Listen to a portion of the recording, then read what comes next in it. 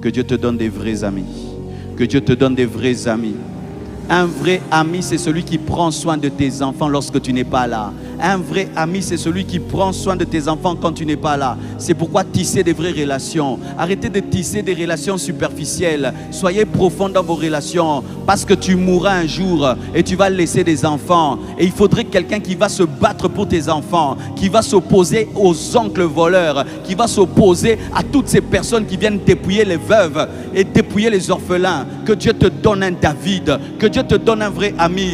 Tu n'as pas besoin d'en avoir beaucoup. C'est pourquoi tu dois investir en profondeur dans tes relations. Arrêtez d'avoir des relations superficielles. Une vraie relation, on appelle. Une vraie relation, on cherche. Une vraie relation, on donne des cadeaux. Une vraie relation, on s'inquiète, on se soucie.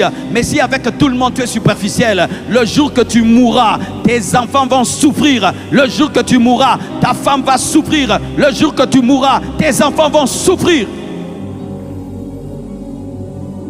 Comment tu peux avoir l'âge que tu as? Tu n'as personne dans ta vie qui peut combattre pour ta vie. Tu manques de sagesse. La sagesse, mes frères, c'est tisser des relations. Sur cette terre, tisse des relations parce que tu n'es pas éternel. Un jour, tu vas partir.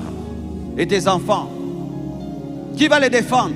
Surtout vous qui pouvez peut-être laisser des petits-enfants qui ne connaissent pas le droit, qui ne connaissent même pas qu'ils ont des parcelles à leur nom. Qui va leur dire que votre papa vous avez acheté ça, ça, ça? Voici les documents. Qui va leur dire, toi tu ne t'occupes de personne? Toi tu ne t'occupes de personne.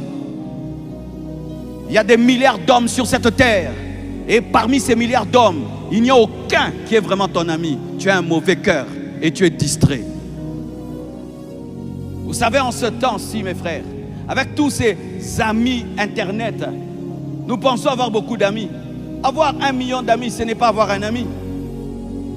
Dans la vraie vie, qui se soucie de toi? Dans cette vraie vie, si tu vas à l'hôpital pendant 2 mois, qui viendra te visiter pendant 2 mois?